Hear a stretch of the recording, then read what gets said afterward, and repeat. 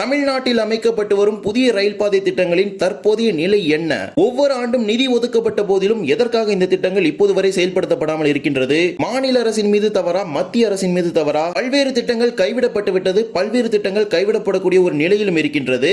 எந்தெந்த திட்டங்கள் தமிழ்நாட்டில் எந்த நிலையில் இருக்கின்றது? புதிய ரயில் பாதைகள், இரட்டை ரயில் பாதைகள், இவை அனைத்தையும் பற்றி தான் விரிவாக இந்த வீடியோல பார்க்க போறோம். சேனலுக்கு யாராவது புதுசா வந்தீங்கன்னா மறக்காம சப்ஸ்கிரைப் பக்கத்துல இருக்க பெல் ஐகானை போட்டுருங்க. அப்பதான் நம்ம போடுற ஒரு வீடியோட நோட்டிபிகேஷன் உடனுக்குடன் வரும். வாங்க வீடியோக்குள்ள போகலாம்.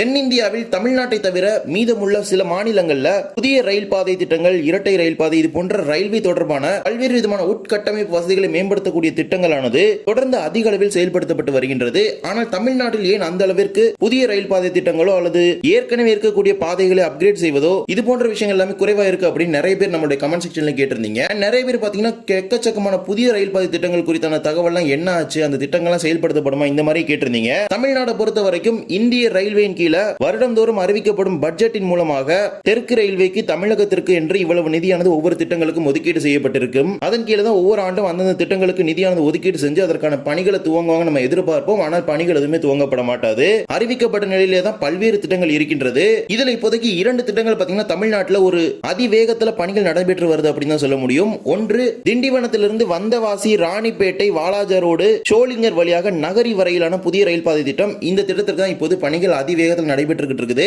அதற்கான பணிகளும் பாத்தீங்கன்னா ஒவ்வொரு இடத்துல துவங்கிட்டாங்க. தண்டவாள பணிகள் கூட ஒரு இடத்துல மிக விரைவில் துவங்க போறாங்க என்றால் அதற்கான பணிகள் எல்லாமே தற்போது பெருத்து ஒர்க்ல இருந்து எல்லாமே ஸ்டார்ட் பண்ணி நடைபெற்று இருக்குது. மற்றொரு திட்டம் சின்ன சேலத்திலிருந்து கள்ளக்குறிச்சிக்கு இடையான திட்டம். இந்த திட்டத்தை பொறுத்த வரைக்கும் சின்ன சேலத்திலிருந்து பொற்படாக்குறிச்சி வரை தற்போது பணி அனைத்து முடிக்கப்பட்டு சிஆர்எஸ் எல்லாமே முடிச்சிட்டாங்க.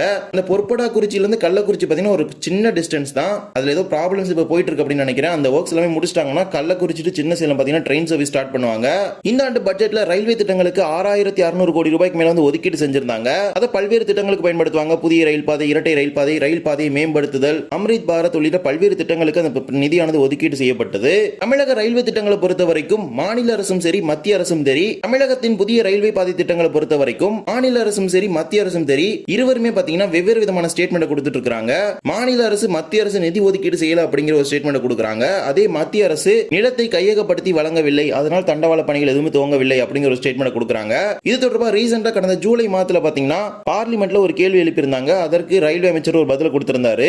தமிழ்நாட்டில் புதிய ரயில்வே பாதை திட்டங்களை செயல்படுத்துவதற்கு சுமார் 3277 ஹெக்டேர் நிலம் தேவைப்படுவதாகவும் அதில் இப்போது வரை சுமார் 1038 ஹெக்டேர் நிலம் மட்டுமே கையகப்படுத்தி வழங்கப்பட்டுள்ளதாகவும் தெரிவிச்சிருக்கிறாரு. மொத்தமாக உள்ள 100% 24% நிலம் மட்டுமே கையகப்படுத்தி வழங்கப்பட்டுள்ளதாகவும் மீதமுள்ள 76% நிலமானது இப்போது வரை கையகப்படுத்தி வழங்கப்படவில்லை அப்படிங்கிற ஸ்டேட்மெண்ட் அவர் கொடுத்திருக்காரு. இருப்பினும் இடையில பாத்தீங்கன்னா சதர்ன் ரயில்வே அப்படிங்கிற ஒரு ஜோன் இருக்குது. அவங்க தான் ப்ராஜெக்ட் எல்லாத்தையும் இனிஷியேட் பண்ணணும். ஏன்னா மினிஸ்ட்ரி ஆஃப் இந்தியன் ரயில்வேஸ் அப்படிங்கிறது டெல்லியில இருக்கு. அவங்க கீழே தான் சதர்ன் ரயில்வே. அவங்க ஒரு ப்ராஜெக்ட் இனிஷியேட் பண்ணி ஸ்டார்ட் பண்ணும்போது தான் அந்த வழித்தடத்தோட தேவையை புரிஞ்சு அதற்கான பணிகள் வந்து மிக விரைவில் ஸ்டார்ட் பண்ணணும். ரீசெண்டா கூட பாத்தீங்கன்னா கொஞ்சம் மாசம் முன்னாடி ஒரு பெரிய கான்ட்ரோவர்சி போயிட்டு இருந்துச்சு. அதாவது நம்ம சதர்ன் ரயில்வே கீழே தமிழக திட்டங்களுக்கு ஒதுக்கப்பட்ட நிதியை மீண்டும் ரயில்வே வாரியத்துக்கு அனுப்புவதற்கு ஒரு முன்மொழிவு தெற்கு ரயில்வே சார்பாக கொடுத்திருந்தாங்க. அதை வந்து வித்ரா பண்ணிட்டு அகைன் அந்தந்த ஒதுக்கப்பட்ட நிதியை பாத்தீங்கன்னா அந்தந்த திட்டங்களுக்கே பயன்படுத்தும் அப்படிங்கிற ஆர்டர் கொடுத்துட்டாங்க. என்ற அந்த திட்டங்கள் எல்லாமே பாத்தீங்கன்னா இப்போ வரைக்குமே ஒன்று ஆய்வு நிலையில் இருக்குது, இல்லைன்னா நிலம் கையகப்படுத்தல், இது போன்ற பல்வேறு விஷயங்களை சொல்லலாம். இந்த மாதிரி ஒரு ரிமார்க்ஸ் கொடுத்து அந்த அமௌண்ட் பாத்தீங்கன்னா ரிட்டர்ன் பண்றதுக்கான ஒரு ஸ்டேட்மெண்ட் தான் கொடுத்திருந்தாங்க. நம்ம தமிழ்நாட்டில் இப்போதைக்கு 3 திட்டங்கள் பாத்தீங்கன்னா கிடப்பில் இருக்கக்கூடிய ஒரு திட்டங்களாக இருக்குது. அதுல ஒன்று தான் திண்டிவனத்திலிருந்து திருவண்ணாமலைக்கு இடையேயான புதிய ரயில் பாதை திட்டம் செஞ்சி வழியாக அமைப்பதற்கு. இந்த திட்டத்தை அமைப்பதற்கு மொத்தமாக 229.23 ஹெக்டேர் நிலம் தேவைப்படுவதாகவும் அதற்கு கடந்த 2011 தமிழக அரசு சார்பாக ஒப்புதல் வழங்கி இருக்கிறாங்க. ஆனால் 2011 காலம் துவங்கி இப்போது வரை போதுமான நிதியானது இந்த திட்டத்திற்கு ஒதுக்கீடு செய்யப்படவில்லை. இந்த திட்டத்தை செயல்படுத்தும் அளவிற்கான ஒரு நிதியானது ஒதுக்கீடு பல வருஷமா பாத்தீங்கன்னா இந்த 1000 ரூபாய் ஒதுக்கீடு அப்படிங்கிறது நடந்துட்டே இருந்துச்சு. ஏன்னா அந்த திட்டங்கள்லாம் பாத்தீங்கன்னா செயல்படுத்தக்கூடிய ஒரு நிலையில இல்ல. அப்ப இதே போலவே ஸ்ரீபெரும்புதூர் கூடுவாஞ்சேரி இடையான புதிய ரயில் பாதை திட்டம் இப்போது வரை ஆய்வு நிலையில தான் இருக்குது. அதாவது டிபிஆர், டீடைல்டு ப்ராஜெக்ட் ரிப்போர்ட், விரிவான திட்ட அறிக்கை தயாரிக்கக்கூடிய ஒரு நிலையில தான் இப்போ வரைக்கும் அந்த திட்டமும் இருக்குது. ஆனால் இந்த திட்டத்துக்கு பாத்தீங்கன்னா இந்த நிதி வந்து ஒவ்வொரு ஆண்டு ஒதுக்கீடு செய்வாங்க. பட் அது வந்து யூஸ் பண்றது கிடையாது. இது தொடர்பாக ஆர்டிஏ என்று அழைக்கப்படும் தகவல் அறியும் உரிமை சட்டத்தின் மூலமாக இது தொடர்பான கேள்வி எழுப்பி அதற்கான பதிலுமே வாங்கி இருக்கிறாங்க. இதே போல ஒரு சில திட்டங்கள் நிறுத்தி வைக்கப்பட்டுள்ளது. அதாவது ஃப்ரீஸ் நிலையில பாத்தீங்கன்னா 2 திட்டங்கள் இருக்குது. ஒன்று மதுரையிலிருந்து தூத்துக்குடிக்கு அருப்புக்கோட்டை வழியாக அமைக்க திட்டமிடப்பட்ட 143.5 கிலோமீட்டர் புதிய ரயில் பாதை திட்டம். இந்த திட்டத்தை பொறுத்த வரைக்கும் ஏற்கனவே தூத்துக்குடியிலிருந்து மேல்மருதூர் ரயில் நிலையம் வரை 18 கிலோமீட்டர் தூரத்துக்கு ரயில் பாதை அமைக்கப்பட்டு தற்போது எந்தவித ரயிலும் அங்கு இயக்கப்படுவது கிடையாது. ரயில் பாதை மட்டுமே அமைக்கப்பட்டு இருக்கின்றது இந்த திட்டத்தின் கீழே. இந்த திட்டம் இப்போது ஃப்ரீஸ் நிலையில இருக்குது. அது இப்போ மட்டும் கிடையாது, கடந்த சில வருஷமாவே அது பாத்தீங்கன்னா ஒரு ஃப்ரீ ஸ்டேஜ்ல தான் இருக்குது. இந்த வழித்தடத்தில் பல்வேறு விதமான ரயில் நிலையங்கள் அமைத்து இந்த வழித்தடத்தை அமைப்பதற்கு பிரிட்டிஷ் காலத்துல இருந்தே பிளான் போட்டு தான் இருக்காங்க. அண்ட் அதை பாத்தீங்கன்னா இப்ப கடந்த சில வருஷத்துக்கு முன்னாடி தான் ஸ்டார்ட் பண்ணாங்க. பட் அது பாதியில நின்றுச்சு அப்படின்னு தான் சொல்ல முடியும். எதுக்காக இந்த ப்ராஜெக்ட்டை ஃப்ரீஸ்ல போட்டாங்கன்னு பாத்தீங்கன்னா இந்த பாதையில போதுமான அளவுல சரக்கு ரயில்கள் இயக்கம் என்பது இருக்காது அப்படிங்கிற ஒரு பதில வந்து அவங்க கொடுத்திருக்காங்க. என்றால் ஏற்கனவே பாத்தீங்கன்னா தூத்துக்குடியில இருந்து மதுரைக்கு டபுளிங் லைனோட பாஞ்சிமணியாச்சி கோவில்பட்டி வழியா வந்து ஒரு ரயில்வே லைன் வந்து இருக்குது. ஆனாலும் இவங்க திட்டமிடப்பட்ட இந்த புதிய மதுரை தூத்துக்குடி ரயில் பாதை திட்டம் என்பது பல்வேறு விதமான தொழிற்சாலைகள் நிறைந்த ஒரு பகுதி வழியாக செல்லக்கூடிய ஒரு வழித்தடமாகும். ஆனா இந்த ஒரு ஸ்டேட்மெண்ட் தான் பாத்தீங்கன்னா கடந்த சில வருஷமா கொடுத்துட்டு இருக்காங்க ஜெனரல் மேனேஜர் சார்பாக. அண்ட் இந்த திட்டம் தற்போது ஃப்ரீஸ் பண்ணிட்டதுனால திருப்பரங்குன்றத்தில் அமைக்கப்பட்டிருந்த நிலம் கையகப்படுத்தக்கூடிய அலுவலகத்தையுமே பாத்தீங்கன்னா தமிழ்நாடு அரசு ஏற்கனவே மூடிருச்சு. அதற்கான ஆர்டருமே கொடுத்து இப்போதைக்கு இந்த திட்டம் செயல்படுத்த போது கிடையாது. அதனால இந்த அலுவலகத்தை மூடுவதாக தெரிவிச்சிருந்தாங்க. ஒரு மாநிலத்துடைய புதிய ரயில் பாதை திட்டத்தை பொறுத்த வரைக்கும் மத்திய அரசும் மாநில அரசும் ஒன்றிணைந்து செயல்பட்டால் மட்டுமே இந்த திட்டங்கள் மிக விரைவாக செயல்படுத்தப்படும். இல்லை என்றால் அது பல ஆண்டுகளாகவே தொடர்ந்து நிலுவையில் இருக்கக்கூடிய ஒரு ரயில்வே திட்டமாக தான் இருக்கும். அதற்கு பெஸ்ட் எக்ஸாம்பிள் நம்ம தமிழ்நாடு நடக்கக்கூடிய திட்டங்கள் தான். அண்ட் இதுல பல்வேறு புதிய திட்டங்களுக்கு பாத்தீங்கன்னா சர்வே எடுப்பதற்கும் ஒவ்வொரு ஆண்டும் நிதி வந்து ஒதுக்கீடு செய்யறாங்க. குறிப்பாக ஜோலார்பேட்டையிலிருந்து ஹொசூர் வழித்தடத்தில் பாத்தீங்கன்னா கிருஷ்ணகிரி வழியாக புதிய ரயில் பாதை அமைப்பதற்கு பல்வேறு கட்ட ஆய்வுகளானது இப்போது நடந்துட்டு இருக்குது. அது ஆய்வு நிலையில தான் இப்போது வரைக்கும் இருக்கக்கூடிய ஒரு திட்டமா இருக்குது. இது மட்டும் இல்லாமல் மொரப்பூர்ல தர்மபுரிக்கு அமைக்க வேண்டிய புதிய ரயில் பாதை திட்டத்தில் ஏற்கனவே குறிப்பிட்ட பகுதியில் பாத்தீங்கன்னா நிலம் கையகப்படுத்தக்கூடிய பணிகள் முடிவடைந்து விட்டது. இருப்பினும் மீதம் இருக்கக்கூடிய பகுதியில் நிலம் கையகப்படுத்தக்கூடிய பணிகள் நடந்துட்டு இருக்குது. அது முடிஞ்சாதான் அந்த திட்டத்தை தொடங்குவாங்க.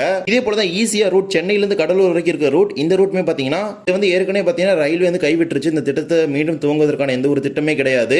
இருப்பினும் இந்த திட்டத்துக்கு அல்டர்னேட்டிவ் ஒரு ஆப்ஷன் கொண்டு வந்திருந்தாங்க. அதாவது திண்டிவனத்துல இருந்து புதுச்சேரி வழியா கடலூருக்கு புதிய ரயில் பாதை அமைப்பதற்கு அதற்கு பாத்தீங்கன்னா இந்த ஆண்டு லொகேஷன் சர்வே இதெல்லாம் மாதிரி அதற்கு இந்த ஆண்டுமே பாத்தீங்கன்னா லொகேஷன் சர்வே அதே மாதிரி இன்ஜினியரிங் கம் டிராபிக் சர்வே இது போன்ற பல்வேறு விதமான ஆய்வுகள் நடத்துவதற்கு இந்த ஆண்டு பாத்தீங்கன்னா ஃபண்ட் அலாட் பண்ணிருக்காங்க. புதுச்சேரியிலிருந்து வில்லியனூர்ல இருந்து திருப்பாதிரி புலியூருக்கு இந்த ரயில் பாதை அமைப்பதற்கு திட்டமிட்டு இருக்காங்க. இது அமைக்கப்பட்டால் புதுச்சேரிக்கும் கடலூருக்கும் இடையான ஒரு நேரடி ரயில் தொடர்பு என்பது கிடைக்கப்பெறும். விழுப்புரம் போய் சுத்தி வர தேவை இருக்காது.